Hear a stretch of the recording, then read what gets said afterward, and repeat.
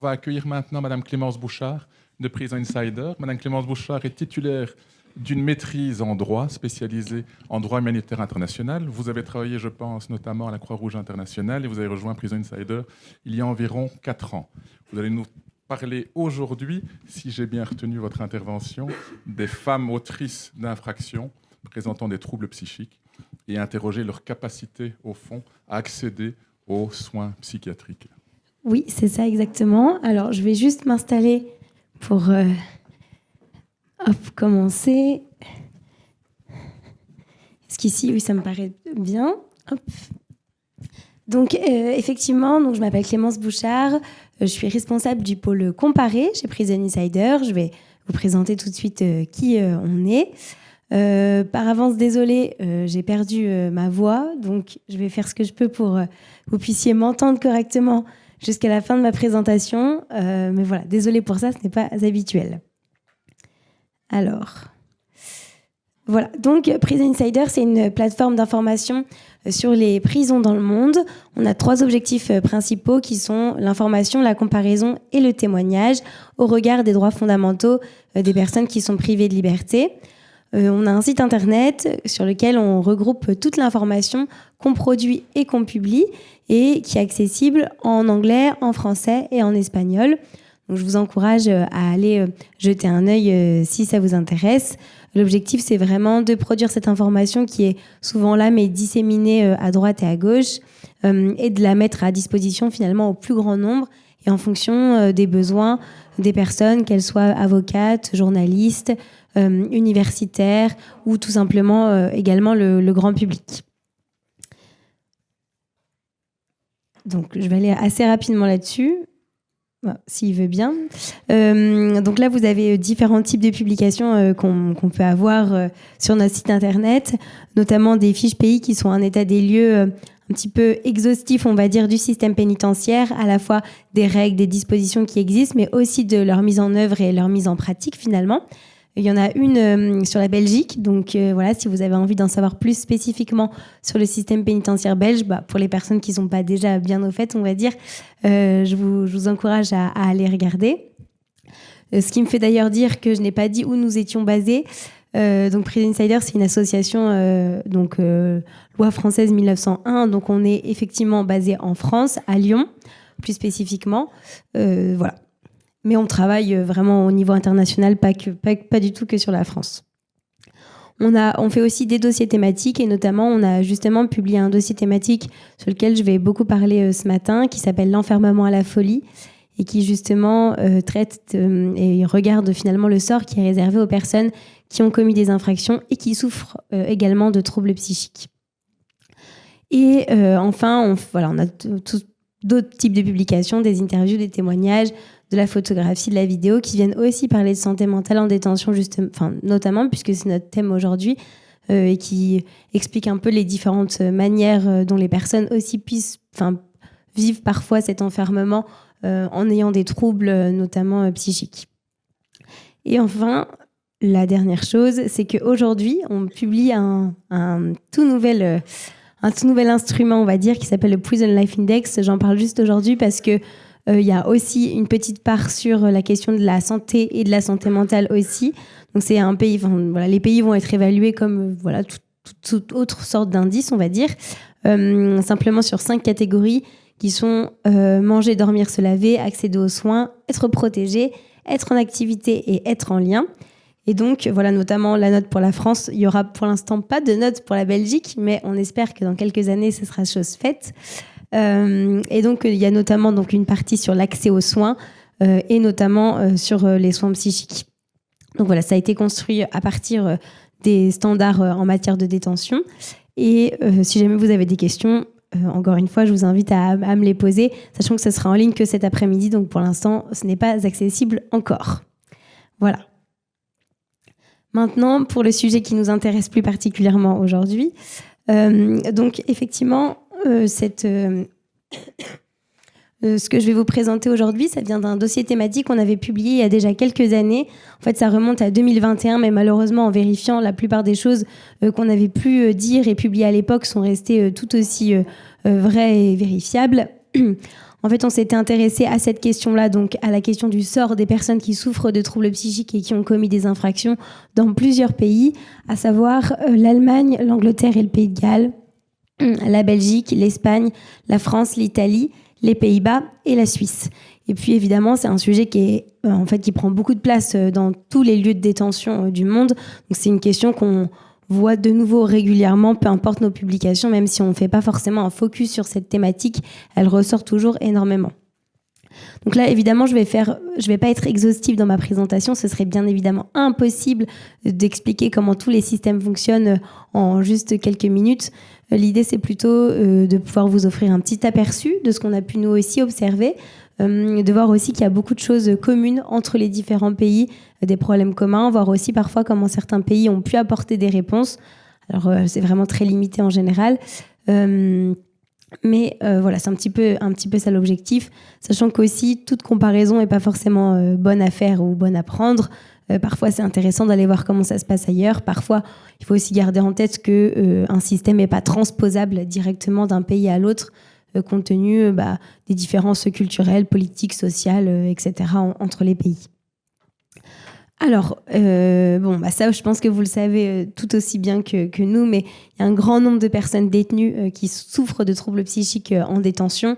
Quand je dis un grand nombre, c'est qu'en Italie, le chiffre, c'est au moins 40% des personnes détenues en Italie qui présentent au moins un trouble psychique, si ce n'est plus. Environ 30% en Espagne, 35% en Angleterre et plus de 60% aux Pays-Bas et en Norvège, qui sont deux pays qui incarcèrent beaucoup moins que par exemple la France et la Belgique, mais qui du coup connaissent un nombre de personnes atteintes de troubles beaucoup plus important.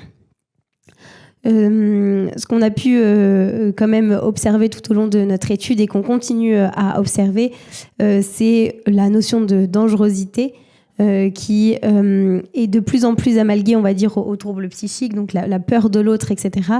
L'impératif de protection de la société et la recherche du risque zéro, toujours, qui finit finalement par installer la prison comme une réponse durable et acceptable comme réponse à des troubles dans des pays où la réponse première va être finalement pas forcément les soins, mais la prison. Bon, là, je fais un trait grossier, mais on va revoir un peu plus en détail comment est-ce que ça se passe en pratique.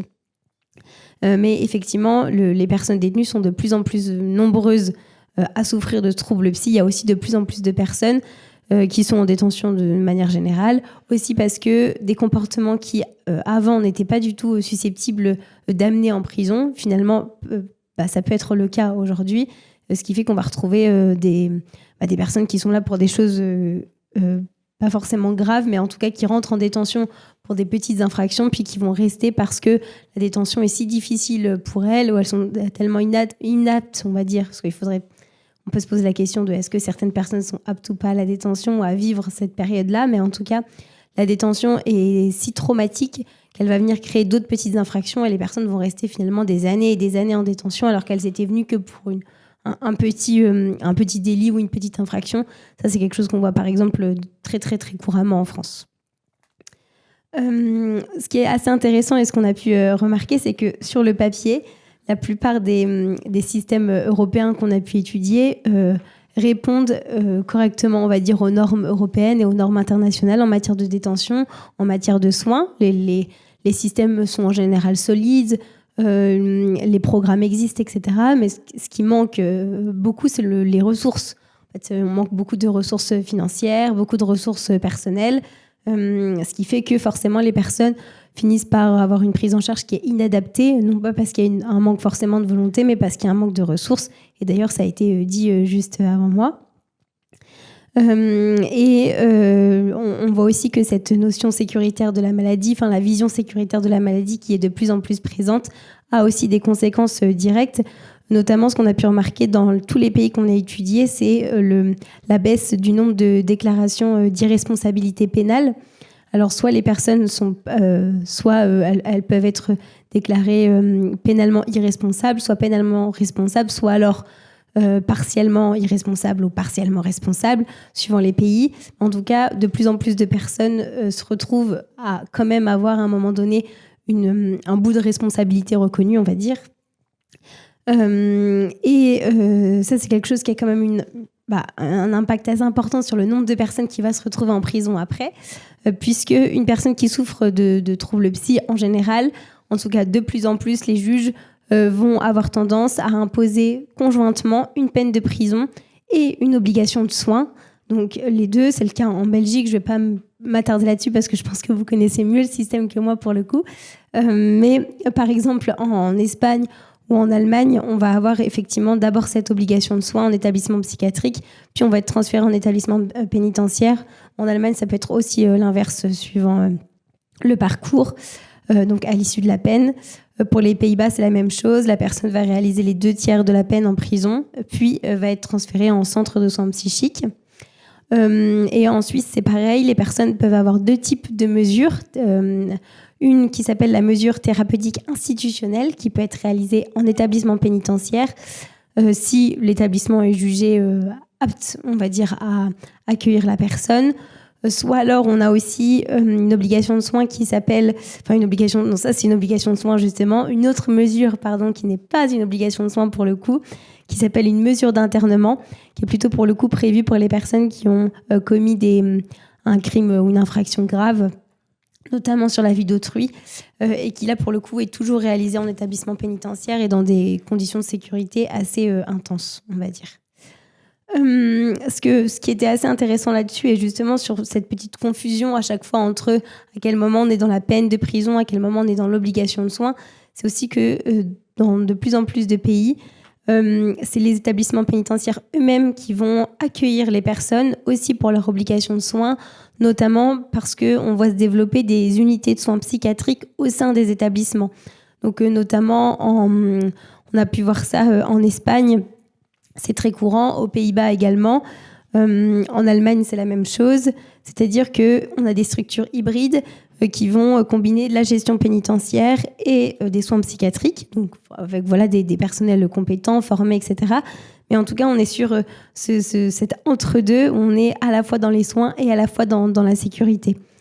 Sachant que même si j'en parle, c'est un nombre finalement assez petit de personnes qui vont être concernées par ce genre justement qui vont pouvoir être placées dans ces établissements qu'on peut dire établissements dédiés, on va dire, tout simplement parce qu'il manque énormément de place dans tous les pays. Comme je le disais, encore une fois, un problème de ressources.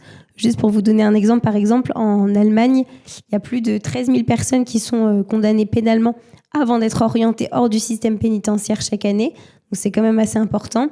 Et donc, après leur jugement, elles vont être transférées dans des hôpitaux psycholégaux, qu'on appelle des hôpitaux forensiques, qui permet justement une meilleure prise en charge, puisque pour le coup, les soins sont adaptés, etc. Le problème ne vient pas de là. Le problème, il vient que aujourd'hui, les personnes restent en moyenne 8 ans dans ces hôpitaux forensiques, ce qui est quand même une longue période, et ce qui est surtout, en fait, 2 fois plus longtemps qu'il y a 20 ans. Donc, et les moyens n'ont pas du tout évolué à cette mesure, ce qui fait que plein de personnes devraient être dans ces hôpitaux-là et se retrouvent en détention, par exemple, parce qu'elles ne peuvent pas être accueillies dû à un manque de place. C'est la même chose d'ailleurs dans les autres établissements pénitentiaires où il peut y avoir aussi des soins qui peuvent être accordés, on va dire, aux personnes. Par exemple, en France, on a ce qu'on appelle des services médico-psychiatriques régionaux, donc les SMPR, qui permettent justement d'assurer une hospitalisation de jour uniquement. La nuit, les personnes retournent dans leurs cellules. Aux personnes qui souffrent donc de troubles psychiques. Ce qui est très important, les soins sont vraiment... il y a du personnel qualifié, des soins pour elles, etc. Mais le problème, c'est que elles peuvent accueillir qu'une toute petite partie des personnes qui auraient besoin justement de cette hospitalisation de jour. En fait, c'est à peu près 3% de la population carcérale totale qui peuvent être accueillies dans ces SMPR, alors qu'en fait, on estime qu'il y aurait au moins 22% des personnes qui auraient besoin d'être accueillies. Donc, on voit tout de suite, c'est pas adapté. Et pareil, en Angleterre, une personne détenue, juste un chiffre, attend en moyenne 27 semaines pour accéder à une psychothérapie individuelle. Donc 27 semaines, la situation a aussi le temps de beaucoup se dégrader en détention. Et justement, c'est un petit peu le problème, c'est que les soins en détention vont forcément être limités au minimum, puisque par essence, ce n'est pas des lieux de soins. et peuvent parfois le devenir dans des circonstances très particulières, notamment avec ces unités qui peuvent ouvrir spécifiquement au sein des prisons, mais dans la plupart des prisons, c'est pas le cas. Et la réponse, souvent, ça va être une surdose médicamenteuse. C'est-à-dire que pour calmer les personnes, pour qu'elles puissent, on va dire, mieux vivre la détention, en tout cas, qui ait des conséquences, on va dire, moins importantes, on va recourir excessivement aux médicaments. Ça, c'est quelque chose qui a été beaucoup dénoncé, notamment en Italie, par les syndicats de personnel pénitentiaire, en disant qu'ils étaient obligés de donner des grandes doses de médicaments aux personnes détenues pour les calmer. Et notamment, un chiffre qui est apparu, c'est que près de 28% des personnes détenues qui faisaient l'objet d'un traitement se voyaient administrer des psychotropes. Donc, c'était quand même un chiffre assez important. Et en fait, d'où ça vient aussi ça vient aussi du problème de la prison, puisque en prison, qui est là des personnels pénitentiaires et pas des personnels soignants.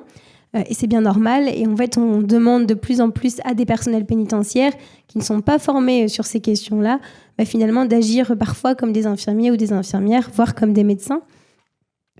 Alors, effectivement, ils jouent un rôle particulier, notamment dans l'identification des personnes qui ont des troubles, parce que ce sont ces personnels qui sont au contact au quotidien des personnes détenues, avec qui parfois elles peuvent parler, etc. Mais néanmoins, c'est sûr que ça a beaucoup de limites, notamment du fait de la formation. Par exemple, encore une fois, en Italie, c'est aussi quelque chose qui avait été beaucoup dénoncé par les syndicats des personnels pénitentiaires, qui vraiment regrettaient le fait de ne pas avoir de formation face au nombre important de personnes détenues qui souffrent de troubles psychiques en Italie, dans les prisons italiennes.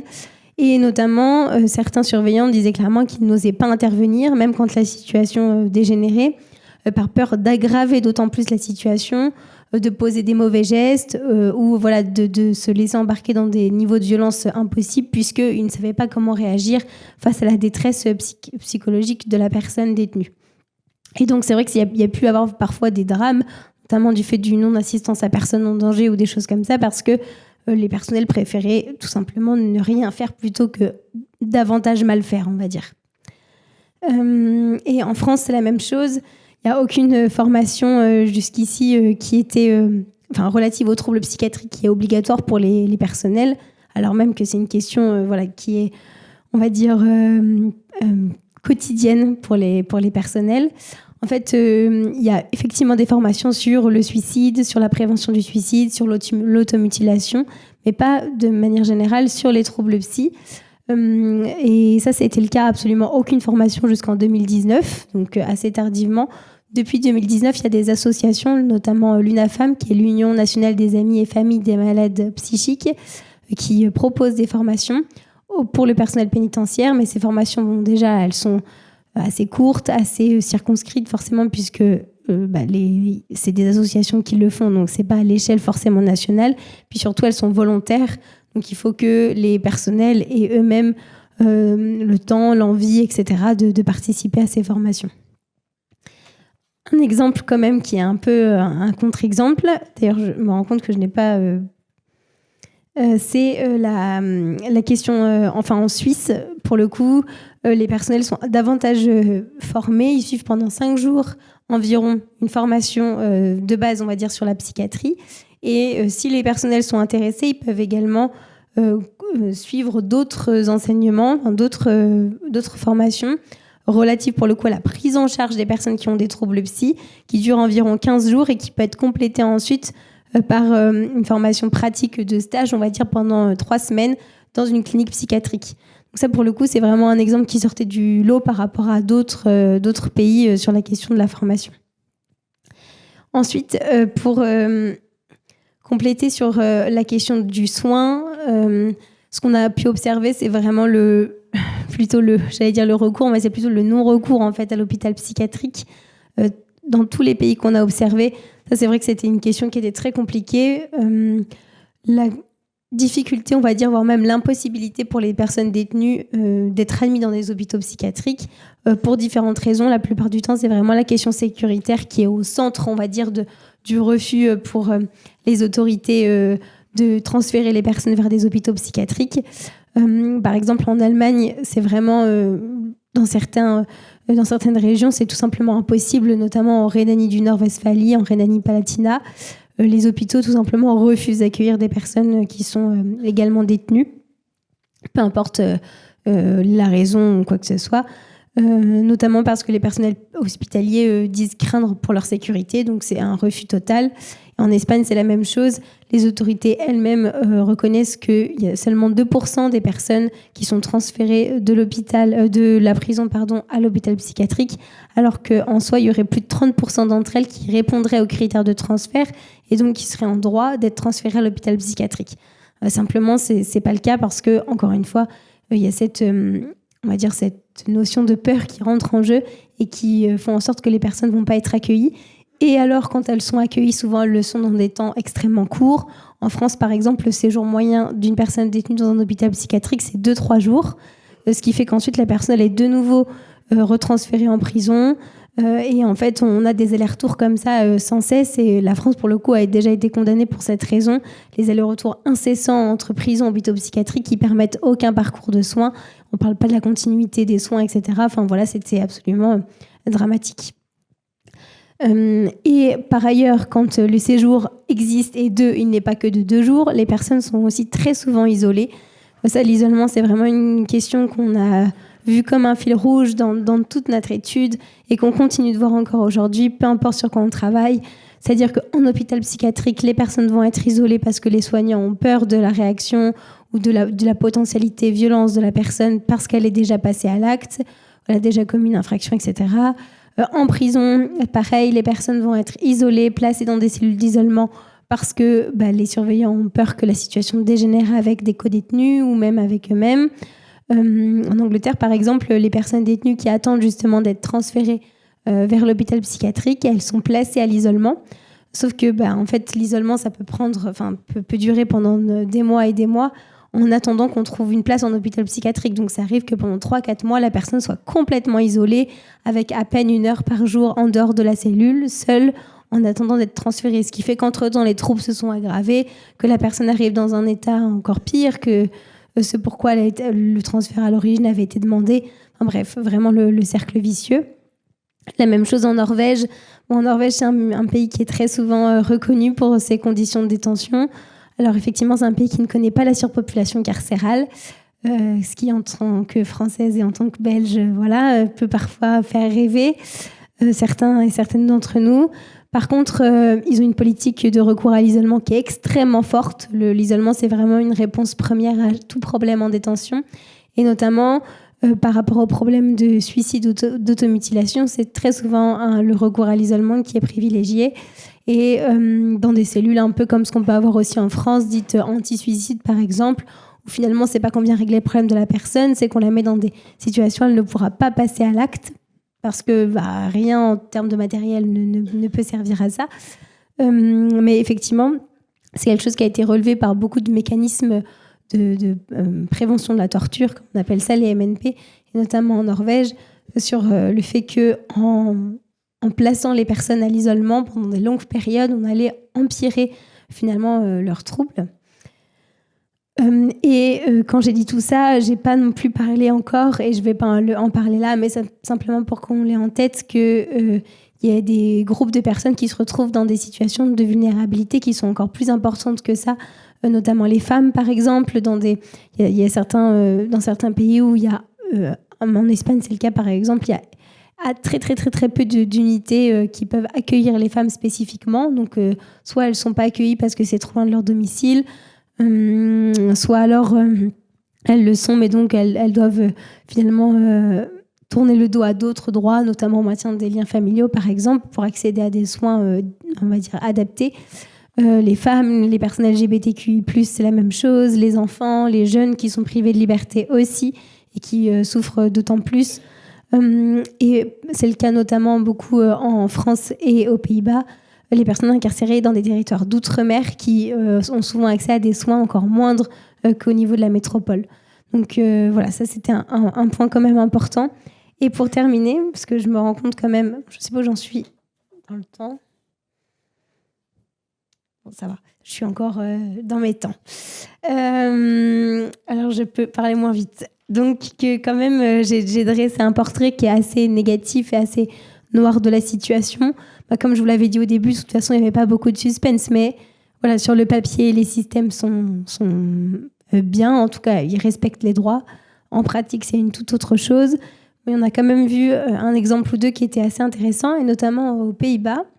On a ce qu'on appelle, dans chaque établissement pénitentiaire, des unités de soins supplémentaires. C'est la traduction en français. Qui permettent d'accueillir les personnes détenues qui souffrent évidemment de troubles psy, mais qui sont aussi considérées comme particulièrement vulnérables. Et l'idée, c'est que les règles de détention sont similaires à celles de la détention ordinaire. Mais par contre, les personnes, quand elles arrivent dans ces unités spécifiques, elles vont avoir un plan de traitement individuel qui va être mis en place pour elles, directement à l'entrée. Et l'idée, c'est qu'elles puissent avoir accès ensuite, tout au long de leur séjour dans ces unités, à des activités spécifiques qui sont adaptées à leurs besoins, des activités, aussi des thérapies, des activités récréationnelles, etc. Aussi, les unités sont... Alors, les règles sont les mêmes que celles de la vie en détention, mais par contre, les locaux sont décorés vraiment autrement. L'idée, c'est quand même que ce soit plus agréable pour vivre, avec des couleurs qui sont plus apaisantes pour les personnes notamment. On va aussi faire en sorte que les personnes passent un temps très réduit en cellule, qu'elles puissent vraiment, comme parfois dans certains hôpitaux psychiatriques, vraiment être accueillies du début de la journée à la fin de la journée, avoir des activités qui ont du sens, de la thérapie, des soins, etc. Et surtout, ce qui était intéressant, c'est que chaque personne détenue dans ces unités-là se voyait attribuer un ou une agente pénitentiaire qui était superviseuse ou référente, et qui allait justement accompagner cette personne du début à la fin de son séjour finalement. Et donc, ce qui aidait beaucoup pour la personne d'avoir, ce qui aide en fait encore au présent beaucoup la personne d'avoir une personne référente en tête, ce qui n'est pas le cas en détention. Et là, justement, la personne peut venir se référer à elle, poser des questions. En tout cas, elle sait que quelqu'un est là spécifiquement pour répondre à ces questions. Et justement, ces personnels-là travaillent en coopération en coordination avec les personnes, les personnels infirmiers, personnels infirmières, avec les psychologues, les travailleuses et les travailleurs sociaux, etc. Et ce qui était assez intéressant avec ce modèle-là, c'est que le CPT, donc le Comité européen pour la prévention de la torture, avait justement, il y a quelques années, mais c'est encore le cas aujourd'hui, salué ce modèle-là en disant que c'était quand même un modèle qui était très intéressant, qui fonctionnait bien. Alors effectivement, il est très intéressant, il fonctionne bien. Et sans plus de suspense, évidemment, il n'y a pas du tout assez de place pour le nombre de personnes détenues qui pourraient bénéficier justement de ces unités-là. De toute façon, là, je pense que vous avez compris à ce stade que c'est à peu près la même rengaine. Mais le temps d'attente pour avoir un placement est extrêmement long parce que justement, il y a beaucoup plus de personnes qui devraient avoir accès à ces unités qu'il n'y a de place, évidemment.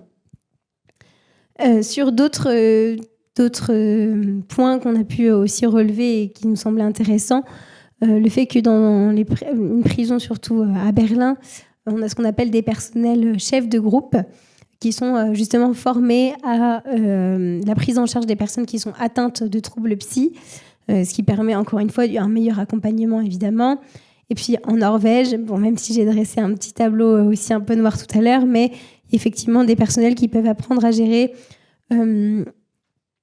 la manière dont les personnes fonctionnent, peuvent apprendre aussi à surveiller les personnes, avoir, on va dire, des comportements spécifiques dans la surveillance pour les personnes qui s'automutilent, les encourager à parler, etc. Donc, encore une fois, des formations spécifiques.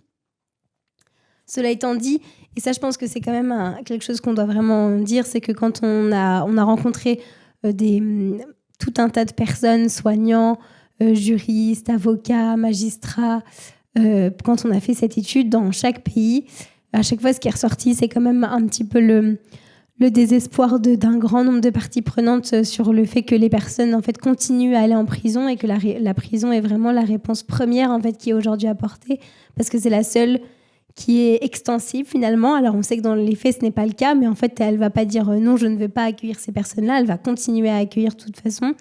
Et donc un petit peu aussi le désespoir de dire pour les personnels, il y a ces formations qui sont mises en place, mais de toute façon, on s'entend qu'elles ne devraient pas forcément... Enfin, l'idée, c'est pas que les personnels pénitentiaires deviennent des personnels médicaux finalement, mais plutôt que les personnes puissent aller dans des endroits qui sont faits pour les soigner et pas pour punir en priorité ou sécuriser en priorité. Donc ça, c'est vraiment une question qui qui a été sans cesse à l'ordre du jour, on va dire, pendant les discussions sur cette recherche. Oui, aussi, je voulais quand même dire quelque chose, c'est le fait qu'il y a de plus en plus dans certains pays des petits établissements autres qui vont se développer. Je sais que la Belgique aussi, maintenant, vous avez ce qu'on appelle des maisons de détention, qui sont justement des petites structures pour accueillir les personnes en fin de peine. Dans d'autres pays, et notamment, on a pu voir ça en Écosse depuis très peu de temps, ça fait à peine 1 an, peut-être 1 an et demi maintenant. Le système pénitentiaire écossais a introduit un nouveau type d'établissement pénitentiaire qui sont les unités de placement en milieu extérieur, qui sont en fait dédiées aux femmes, pour le coup. Il y en a 2 pour l'instant en Écosse, donc, qui accueillent très peu de personnes à chaque fois, c'est moins de 20 personnes. L'idée, c'est vraiment de pouvoir répondre aux besoins des femmes en prenant surtout en compte tous les traumatismes qu'elles ont pu vivre, alors soit qui venaient de troubles, mais soit aussi des traumatismes qui ont pu finalement entacher leur parcours de vie, du fait notamment des violences. On sait que les femmes ont vécu beaucoup plus de violences que les hommes dans leur parcours avant d'arriver en détention, et que justement tous les personnels, les travailleuses et les travailleurs sociaux, le personnel infirmier puissent être vraiment extrêmement sensibilisés et formés à ces questions pour éviter que le placement en détention, parce que ces unités, ça reste de la prison, mais constitue on va dire un traumatisme supplémentaire dans l'expérience de ces femmes. Donc voilà, de toute façon, tout ce dont j'ai parlé aujourd'hui, c'est sur notre site internet, c'est publié en ligne, donc vraiment je vous encourage à aller le voir, à le partager aussi, même à vos collègues qui ne parlent pas forcément français, c'est en anglais, c'est aussi accessible via ce biais. Voilà pour ça. Et j'ai aussi ramené des petits rapports d'activité qui résument aussi un petit peu ce qu'on fait, à quoi ça sert, ce travail d'information, pourquoi est-ce que c'est nécessaire, qui sont au fond là-bas, qui sont en libre accès. Il y a une partie en français et une partie en anglais, donc n'hésitez pas à retourner si ce n'est pas la partie qui vous convient le plus. Je ne sais pas si vous avez des questions. En tout cas, si vous en avez, je serais ravie d'y répondre. Merci beaucoup.